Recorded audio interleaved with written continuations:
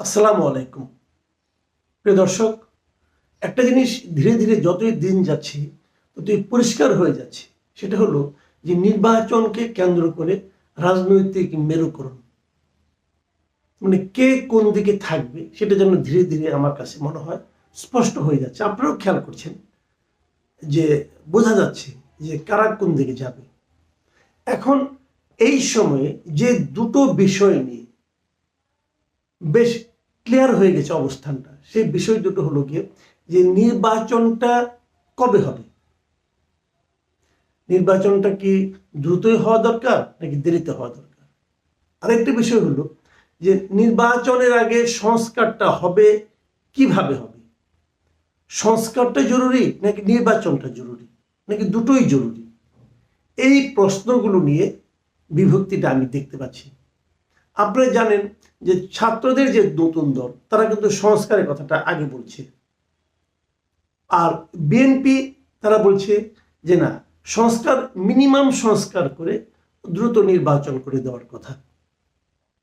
এখন মিনিমাম সংস্কার কতটুকু এটা আপনি মাপবেন কি দিয়ে, অথবা দ্রুত নির্বাচন এটাই বা আপনি মাপবেন কি দিয়ে। দ্রুত মানে কবে, আগামী মাসে নাকি অক্টোবর মাসে নাকি ডিসেম্বর মাসে, এটা কিন্তু ক্লিয়ার না। আবার অনেকে বলছেন না, এটা আগামী বছরে মার্চে হলেও ভালো হয়। এখন প্রশ্ন হলো যে কেন মার্চে হতে হবে, অথবা কেনই বা ডিসেম্বরে হতে হবে। আর সংস্কার সেটাই বা আপনি কিভাবে করবেন। যে এই যে মেরুকরণের কথা বললাম, এই মেরুকরণে আমি একটা ঘটনা বলি। গতকালকে একটা মিটিং ছিল, জামাতে ইসলামের একটা মিটিং ছিল। সেখানে জামাতের যিনি নেতা গোলাম পরোয়ার, তিনি কিছু কথা বলেছেন। জামাতের সেক্রেটারি জেনারেল বক্সিবাজারের কালকের এই মিটিংয়ে উনি দুই তিনটা কথা বলেছেন। আমি ওই কথাগুলি একটু পড়ে শোনাই আপনাদেরকে, যে তাহলে বুঝতে পারবেন জামাতের অবস্থানটা কি এবং জামাত কিভাবে এটাকে ব্যাখ্যা করছে, তাদের অবস্থানটাকে তারা কিভাবে জাস্টিফাই করছে, সেটা একটু আপনাদেরকে আমি সঙ্গে আলোচনা করার চেষ্টা করি। জামাতের এই যে সেক্রেটারি জেনারেল মিয়া গোলাম পারোয়ার, উনি বলেছেন যে অন্তর্বর্তীকালীন সরকার নির্বাচনের দিকে এগোচ্ছে, কিন্তু একটি গোষ্ঠী চাইছে এখনই নির্বাচন দিতে।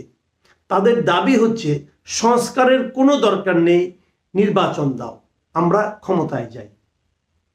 মিয়া গোলাম পরোয়ার যে কথাটা বলেছেন, এই কথাটা কি প্রকৃত বাস্তবতাকে তুলে আনে? এটা কি প্রকৃত বাস্তবতার প্রতিফলন? আমি মনে করি না। আমি মনে করি উনি অর্ধ সত্য বলেছেন। আপনি এমন কোনো একটা দলকে দেখাতে পারবেন না বর্তমানে বাংলাদেশের প্রচলিত রাজনৈতিক দলগুলোর মধ্যে যে যারা বলেছে যে সংস্কারের কোনো দরকার নাই, এখনই নির্বাচন দাও। এ কথা কেউ বলেনি, কোনো একটা পলিটিক্যাল পার্টি বলেনি। তো উনি কোথায় পেলেন এই কথাটা? কেউ হয়তো বলেছে যে সংস্কার একটা চলমান প্রক্রিয়া, এটার শেষ নাই, এটা হয়তো পরে হবে, এখন মিনিমাম সংস্কার করে নির্বাচন হোক, এটা অনেকে বলেছে। কিন্তু কোনো সংস্কারের দরকার নাই, এখনই নির্বাচন দাও, এই কথাটা আমি অন্তত পক্ষে শুনিনি। মিয়া গোলাম পরোয়ার উনি কোথায় শুনলেন? উনি জামাতে ইসলাম, যে দলটা ইসলামের কথা বলে, সেই দলের উনি সেক্রেটারি জেনারেল। ইসলামকে এটা বলে যে কারো কথা তুমি বিকৃত করে উচ্চারণ করো, কারো কথা যে যে কথাটা বলেনি সেই কথাটা তার মুখ দিয়ে তুমি বলাও, বলে ইসলাম এটা? তো মিয়া গোলাম পরোয়ার রাজনীতির স্বার্থে, রাজনীতির জন্য এই ধরনের কথা বলেন কেন? কে বলেছে মিয়া গোলাম পরোয়ারকে? আমি জানতে চাই, আপনি প্লিজ আমাকে বলেন, জনগণকে বলেন যে কোন দল বলেছে অথবা কে বলেছে যে সংস্কারের কোনো দরকার নাই, এখন নির্বাচন দাও। কে বলেছে ভাই? বলতে পারবেন না। কাজে এই ধরনের কথা কেউ বলেনি। কিন্তু উনি বললেন কেন?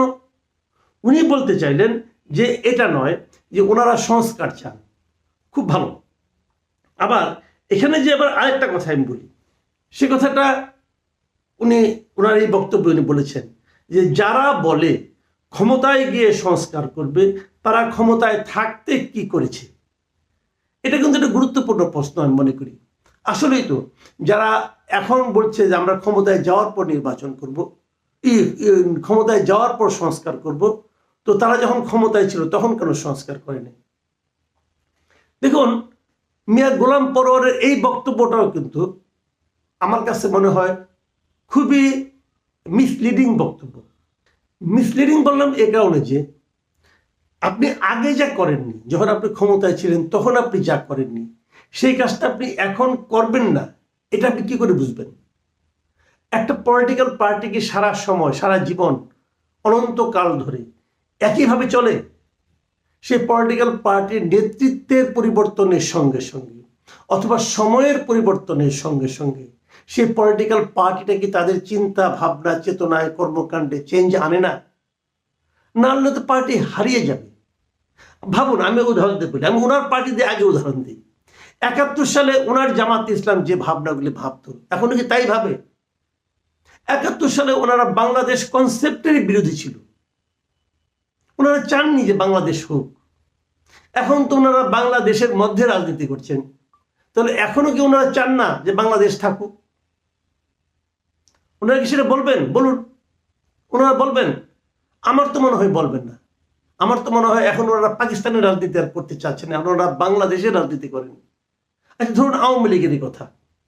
আওয়ামী লীগ 71 সালে যে চিন্তাগুলি করত, আওয়ামী লীগ বঙ্গবন্ধুর আমলে যে চিন্তাগুলি করত, আওয়ামী লীগ কি শেখ হাসিনার আমলে সে একই চিন্তা করত?